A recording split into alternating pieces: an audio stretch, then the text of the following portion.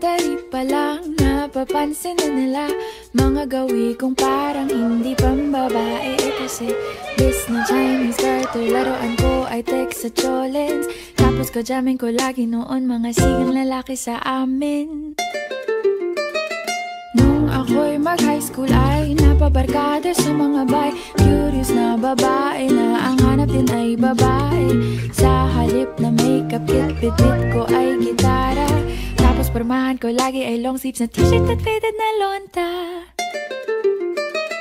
Pero nung makilala kita, nagbagong bigla ang aking timpla. Natutuwa ko na magpariban at mag-ahit ng kilay at least once a month. Hindi ko alam kung anong meron ka na sa akin ay nagpalambot ng bigla. Sinong mag-aakalang lalaki pala ang bibiyag sa tulad kong tigreng gala. Kahit ako'y titibok-tibok, puso ko ay titibok-tibok pa rin sa'yo. Isang halik mo lamang at ako ay tinatablan.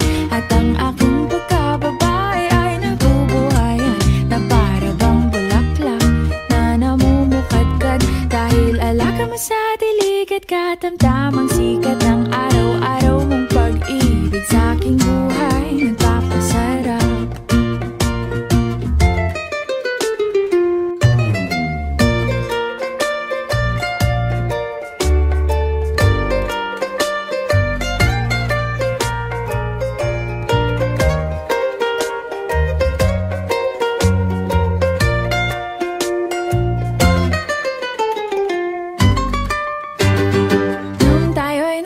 Ay saka ko lamang binigay ang matamis na oong 10 buwan mong trinabaho. Sa halip na tsokolate at tipikal na mga diskarte. Justin, gusto kita pero hindi pa ako sure. Kaya nga noong makilala kita, alam mo na agad na mayroong himala. Natutuwa kong magtakong at napadalas ang pagsuot ng bestidang pula. Pero di mo naman inasam na ako ay magbagong tuluyan para patunayang walang matigas na tinapay sa mainit na kape ng iyong pagmamahal.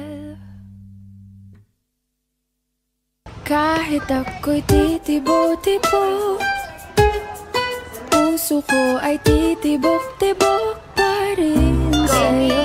Isang halik